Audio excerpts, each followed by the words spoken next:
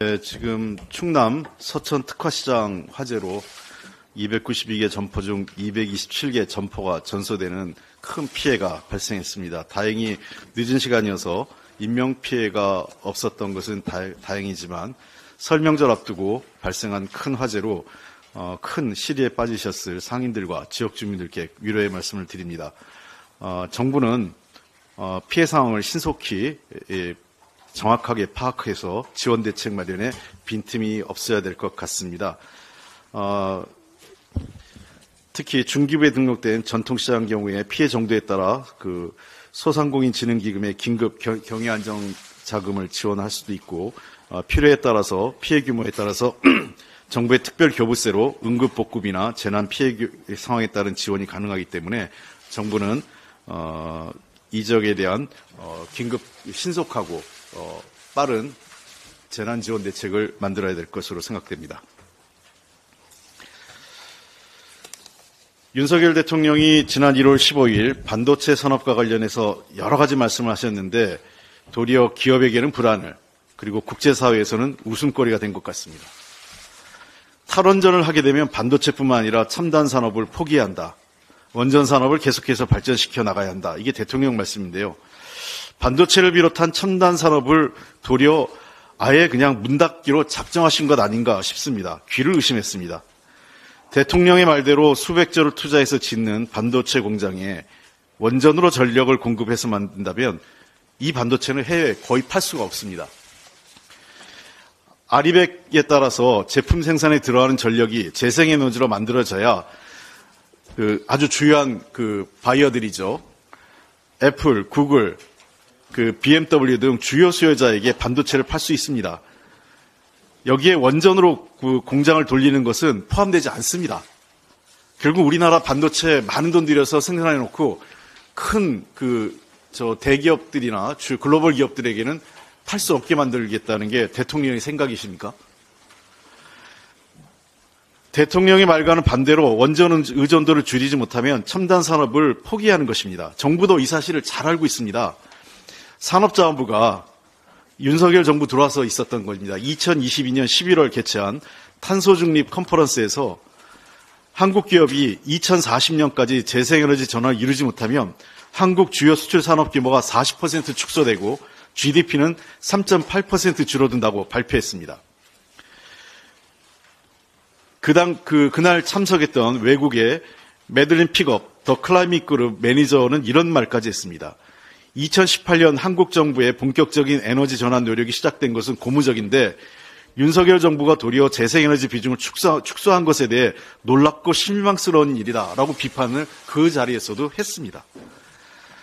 심지어 삼성전자 등 우리 기업의 에너지 전환이 늦어 경쟁력이 크게 저하될 것이라는 경고도 나오고 있습니다. 삼성전자의 자체 보고서에 따르면 아리백을 달성하지 못할 경우 삼성전자가 최대 31조 5천억 원의 매출 감소가 예상된다고 밝혔고요.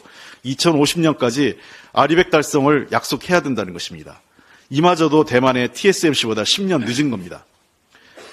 결국은 아리백은 선택이 아닌 생존의 문제인데 원전으로 반도체를 만들겠다는 주장은 반도체 산업은 안중에도 없고 원자력 산업만 발전시키겠다는 생각인 것 같습니다. 이거 정말 앞뒤가 안 맞는 얘기입니다.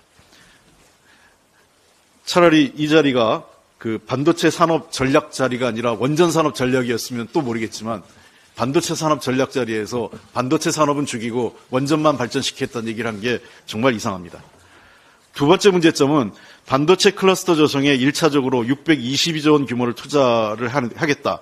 향후 5년 동안에만 158조 투자하겠다 했는데 이것도 이미 해당 기업의 투자 계획을 발표한 것을 그냥 정부가 자기 것인 양 발표하는 겁니다. 300조 원 규모의 삼성전자 파운드리는 이미 2023년 3월에 발표한 것이고 SK 하이닉스 120조 원 규모 투자는 문재인 정부 시기인 2019년 투자 의향서를 제출하면서 본격화된 것입니다. 2021년 5월 문재인 정부가 발표한 K 반도체 전략에 이미 반도체 업계의 투자 계획이 510조 플러스 알파로 발표된 바 있습니다. 결국 이날 내용은 기업들이 투자하겠다는 내용을 마치 정부가 자기가 하는 것처럼 생색만 낸 자리입니다. 도대체 정부는 어떤 걸 하겠다는지 발표해야 됩니다.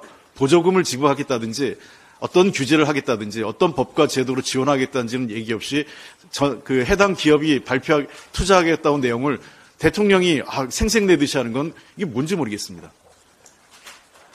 그리고 세 번째 참 희한한 말씀입니다만 잘 사는 나라와 못 사는 나라라고 하는 것은 국제 분업 체계에서 비싼 물건을 만들어서 파는 나라가 잘 사는 나라다.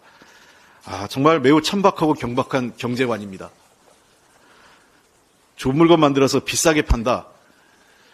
국제사회에서 좀 기여한다. 이게 정부가 해야 될 거 아니겠습니까? 최소한 요즘 기업도 ESG 경영 얘기하면서 돈만 버는 게 중요한 게 아니라 국제사회에 대한 어떤 기여, 그 다음에 환경 문제 이런 얘기하는데 그저 전 세계를 이분법, 국내적으로도 갈라치기 하고 이런 기업도 갈라치기 하는 것 같습니다. 그러니 국제사회도 잘 사는 나라, 못 사는 나라. 그리고 잘 사는 나라는 비싼 물건 만들어서 파는 나라가 잘 사는 나라다. 국제사회에 대한 기여에 대한 책임의식이 좀 있었으면 좋겠습니다. 우리가 천박하고 경박한 어떤 이 베니스 상인과 같은 그런 경제국가가 돼서 안 되지 않겠습니까? 대통령 자신이 이미 우리나라 경제 최대 리스크가 됐습니다. 더 이상의 우리 산업과 경제에 피해를 끼쳐서는 안 됩니다. 대통령은 이전 정부와 반대로 하는 것을 자랑스럽게 생각할지 몰라도 지금 상황은 이전 정부를 넘어 세계 흐름과 반대로 가고 있습니다. 우리 경제와 미래를 벼랑으로 몰아가는 것입니다. 중대재해처벌법 유예와 관련해서 민주당 입장을 왜곡하는 여당의 정치 공세와 일부 잘못된 언론 보도를 좀 바로잡았으면 좋겠습니다.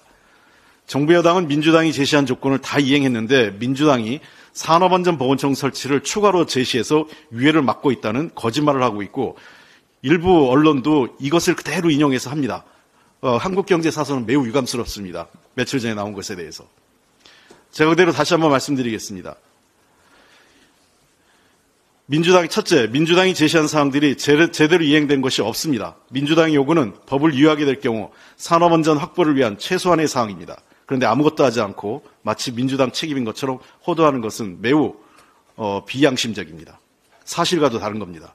둘째, 민주당이 산업안전보건청 설치를 추가로 들고 나온 것처럼 완전한 거짓말을 하고 있습니다. 언론도 이거 받아 쓰시면 안 됩니다. 팩트체크 좀 해주십시오. 산업안전보건청 설치는 정부 여당이 유예 이야기를 꺼낸 초창기부터 제가 제시했습니다. 정부 여당과 기자 여러분들은 민주당 홈페이지에서 지난해 11월 23일 저의 모두 발언을 한번 보십시오.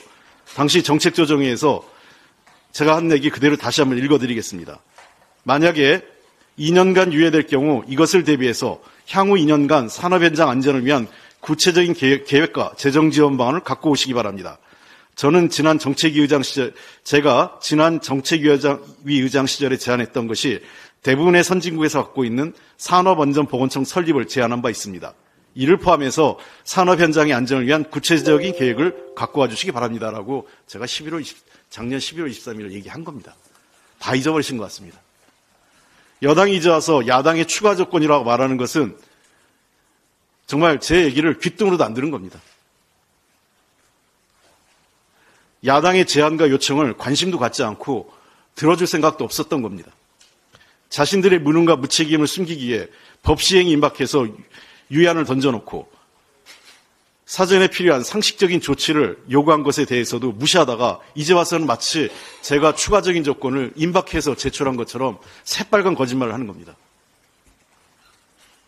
모든 잘못을 야당에 뒤집어 씌우고 거짓말만 하고 중소기업인들의 불안을 증폭시키는 공포 마케팅 하는 것이야말로 정치 도의를 저버린 것입니다. 언론도 사실에 근거해서 보도해 주시고 데스크도 좀 체크하고 사설 좀 썼으면 좋겠습니다. 매우 유감스럽습니다. 예, 이상입니다.